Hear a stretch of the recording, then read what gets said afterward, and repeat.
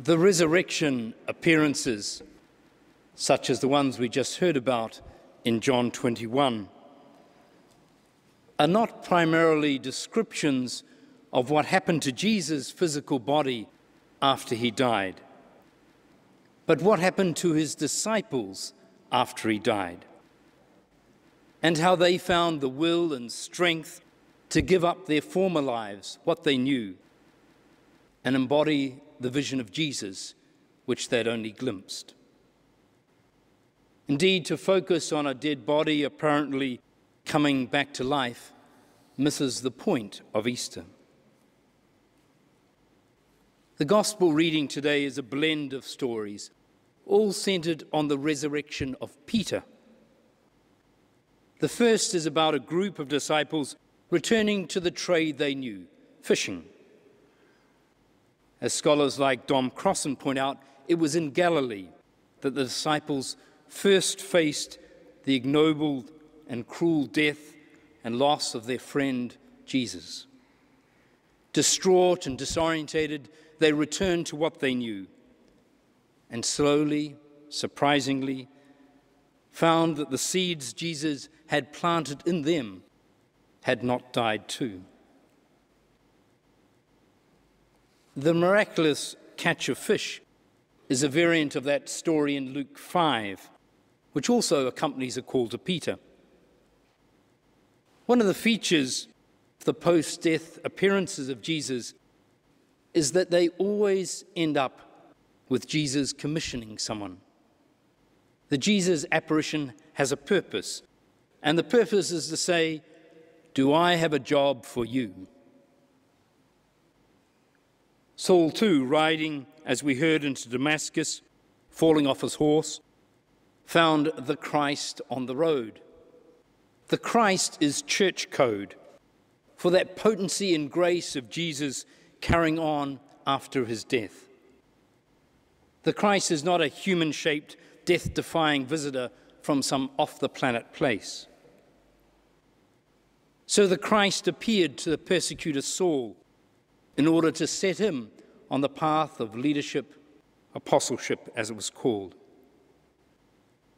And apart from the drama of these stories of jumping from the boat and the barbecue, from Saul falling off his horse, aren't they, though, the stories of countless Christians throughout the ages who have felt called to step away from the worst of themselves to become the best of themselves?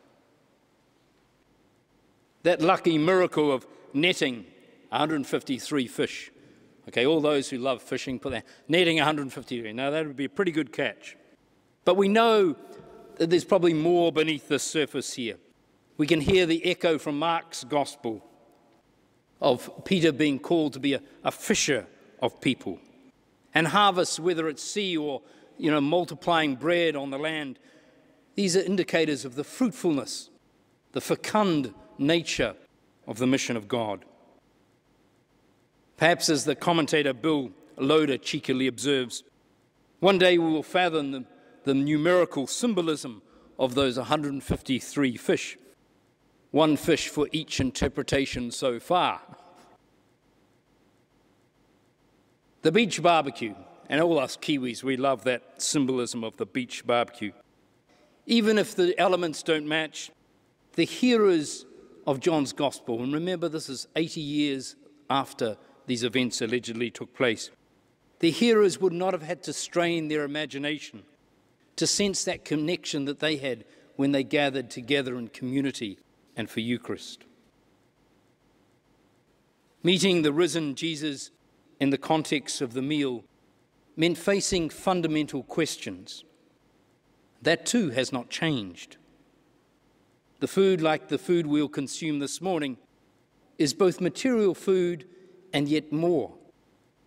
It becomes a vehicle of grace.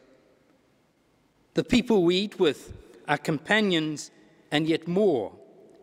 We become vehicles of grace to each other.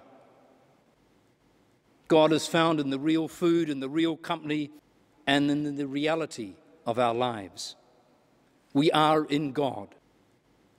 In this meal, God is not the outsider, but the host, giving and being consumed.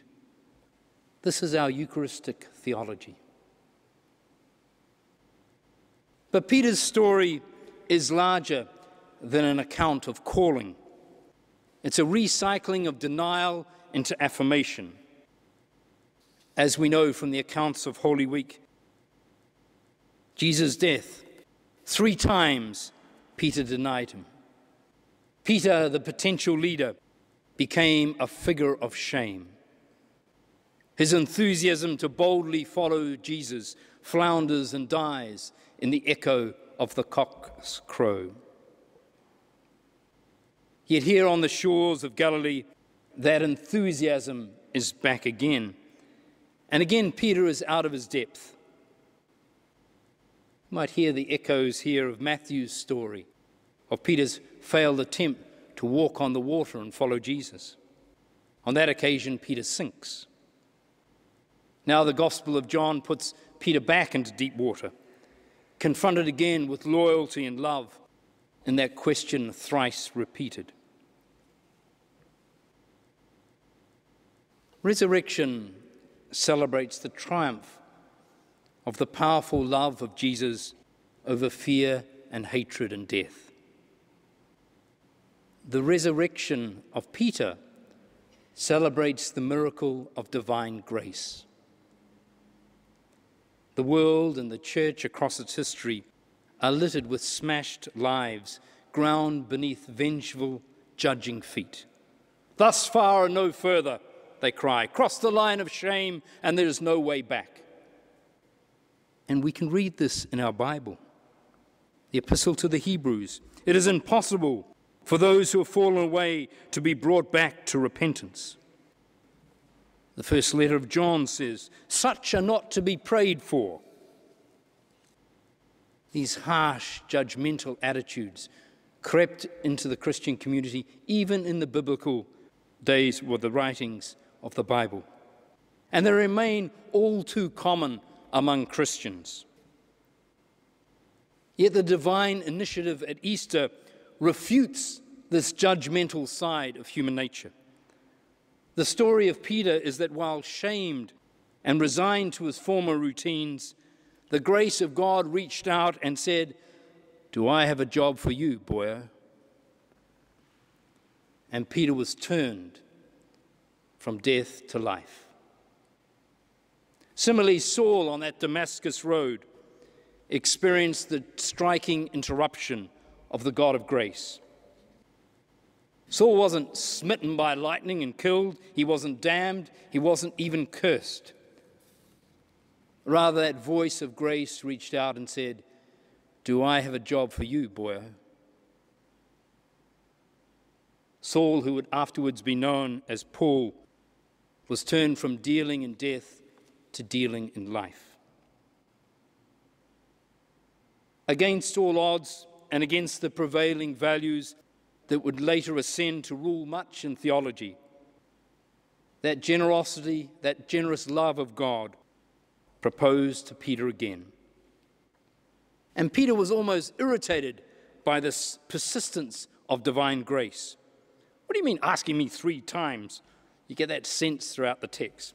Yes, I'll follow. Yes, I'll follow. Yes, I'll follow. Paul's call to leadership is more interesting. He's sent to do a long apprenticeship.